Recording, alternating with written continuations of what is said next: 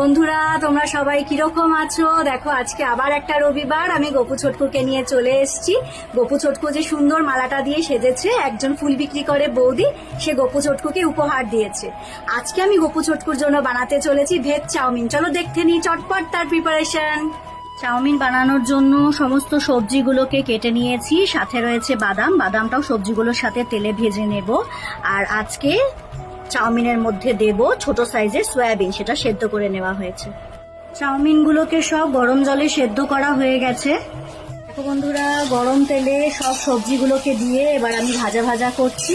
মশলার মধ্যে দিয়েছি একটু হলুদ আর সামান্য একটু সবজি মশলা, যেখানে পেঁয়াজ রসুন থাকবে না, আর অল্প একটু গোলমরিচের গুঁড়ো, যাতে আমার গপুর একদম ঝাল না লাগে। ভাজা ভাজা হয়ে এসছে, এবার আমি সেদ্ধ করে রাখা সয়াবিনটা এর মধ্যে দিয়ে এবার পুরোটাকে ভাত করে রাখা চাউমিনগুলো এবার আমি ভাজা সবজির মধ্যে দিয়ে দিলাম। এই যে দেখো বন্ধুরা, আমার গপু ছোটকুর জন্য চাউমিন রেডি হয়ে গেছে।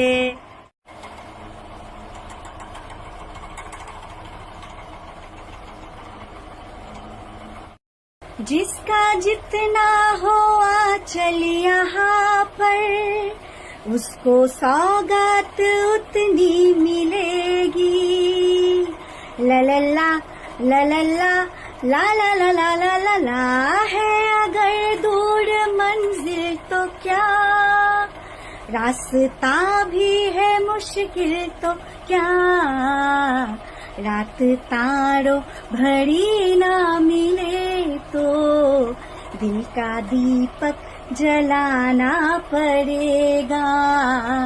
जिंदगी प्यार का गीत है, इससे हर दिल को गाना पड़ेगा।